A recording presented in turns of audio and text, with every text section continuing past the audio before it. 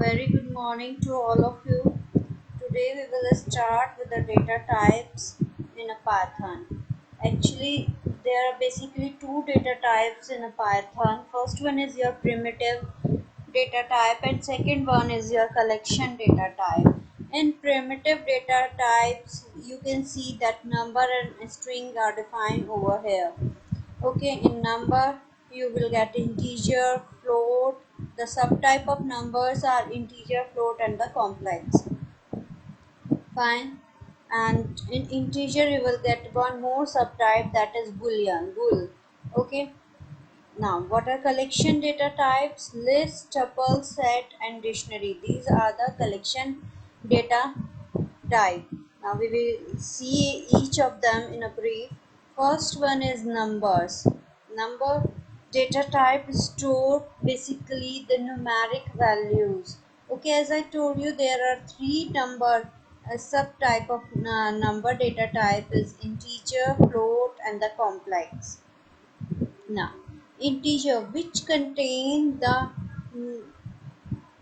negative and positive both the numbers, okay, without decimal.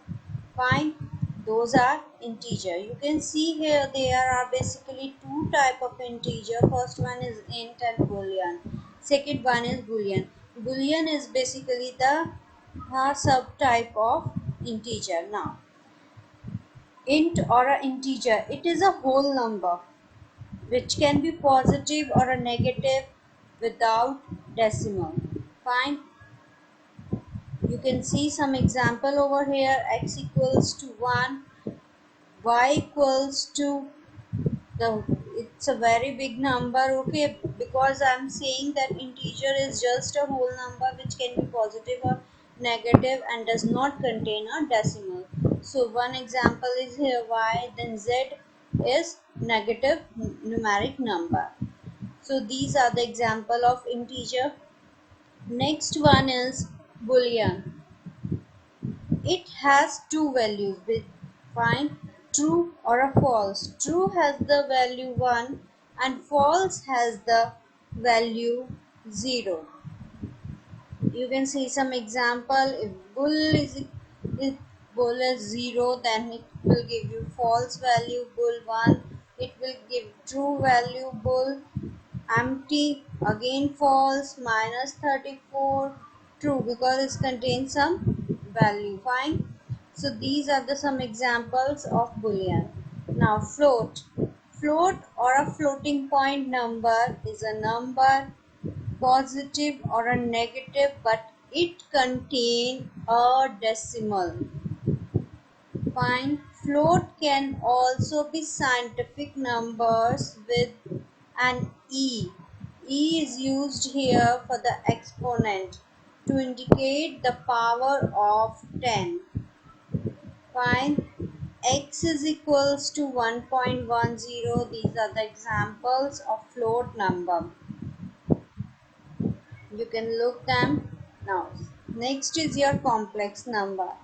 A number which have two parts. One is real and another one is imaginary. We already deal with the real part. If any number are written with a imaginary part, that is known as a complex number. You can see here we are using j as the imaginary part. Instead of j you can also use I. Fine. So 3 plus 5j. X is equals to 3 plus 5j. Here 3 is your real part and 5j is an imaginary part. So this is the example of complex number. Next, y equals to 2 plus 4j. Z equals to x plus y. Here you have to add two complex number. Find the result will come 5 plus 9j. In this example you see that it's written z dot real. So it will give the real part of the output. Find that is 5.0, and if we want to see the imaginary part, then that is 9.0. So real and the imaginary part of a number can be accessed through the attribute real and imaginary. Fine. Now come to the next, that is string. A string is basically a sequence of character represented in quotation mark. Quotation words can be either single or a double. Fine, it allows both for single as well as double also. So we can say the string is just a sequence of character, and if you want to define is this string in a Python, that you have to use single or a double quotes. Fine, here you can see the example hello, it's written in single quotes, and here hello is written in double quotes. So, Python does not have a character data type. A single character is simply a string with a length of 1. Fine. As you can see in C++, you have a one more data type, that is char, char. But Python does not have character data type. The Python string store Unicode characters. Okay. Now, Unicode you already studied in your that encoding chapters. What are Unicode character? So, Python also store Unicode character. Each character in a string has its own index. If you want to store hello, fine, it's here hello. So each character will have its own type. We can say if we start with the 0, the index of h is 0. Fine, then e have one index, l have 2, then 3, then 4, and so on. So it's saying each character in a string has its own index. A string is a immutable data type, means it can never change its value in a place. If once it defined, you cannot change the value of the string. So string is an immutable data type. Now we will see the example how these all primitive data type will work together. So we will open ideally for that.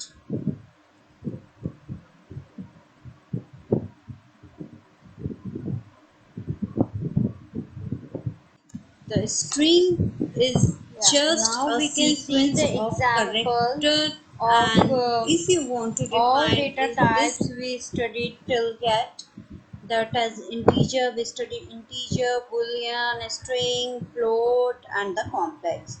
Okay, see here, first x is equals to 10. One very important thing in earlier programming like C, C++, and Java, we have to declare the data type whenever we declare a variable. Okay, but here you can see that we are not declaring a data type. In Python, it will take it itself. It just check what is they are asking for. Then it will check for the data type itself. And when if you want to know that X contain what kind of data type, you can check in the Python. Fine. Here x equals to 10, y equals to high Python, z equals to 10.5. So if we print the type of x, y, z, fine, it's only print type of x. So what will be the output come? We will see it later on, then y, then z. Fine, till here I think the program is very much clear to you. Now we will see some more things. A equals to 5. It will print the type of A, is just same as we are printing for a x. Now for second number, float number, that is 40.5, it's also similar like as we are doing here with the z, the same thing, but this one is different. C equals to 1 plus 3j, because C is a complex. contain a complex data type. Okay, this number is a complex number. If you type C, it will give you the value that it is complex or what. Okay, it will we will see in the output how the output will come. Now print C is a complex number, is dot instance 1 plus 3j complex, is just for checking is this number C is the complex number or not. If the number is complex, the result will come true, or if number is not complex, the result will come false. Okay, now check out that output. We will just run the module. Yeah. Now we run the module here. You can see that the first, yeah, here x is equals to 10. The type of x is integer. Now see, y equals to IPython. The type of class of this IPython y variable is string.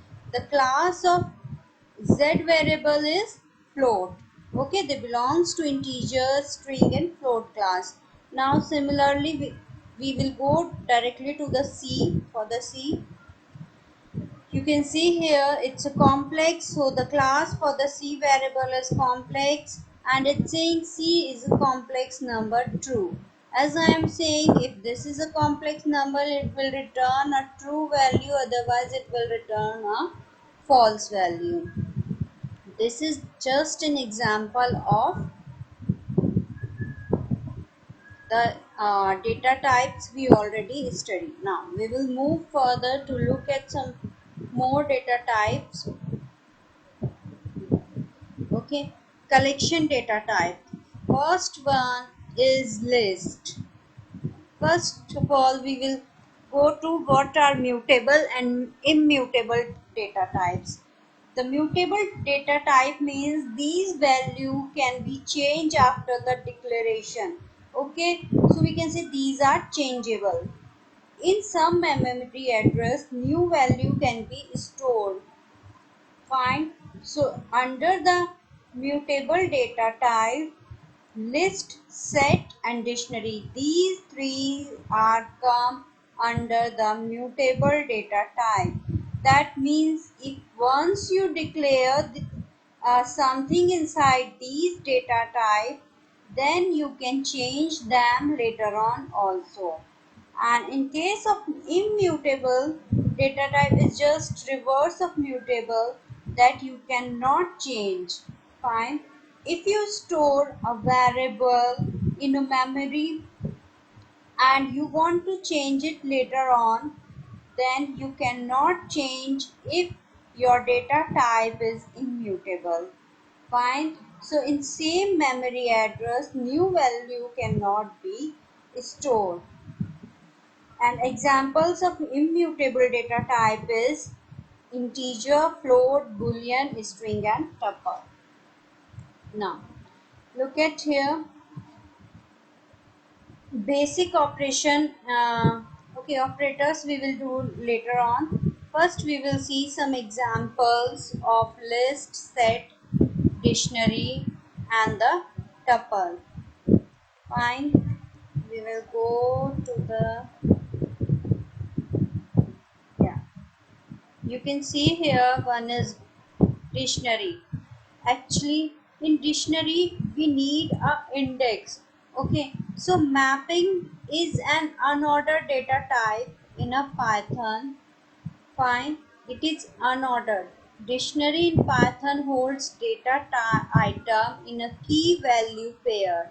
Fine, I'm saying it holds any data type item with a key value pair, that means index. So item in a dictionary are enclosed in curly bracket. You can see here these are curly bracket and they are separated by the semicolon. Okay, they are separated by the semicolon. Now you can see the example of dictionary. Here we create one dictionary which contain fruit, apple, climate, cold, price. Fine. Fruit is apple. Your climate is cold. Price is 120. So we can say fruit is the key value for an apple. Okay. And item is apple. Here similarly key value is climate and the item is cold.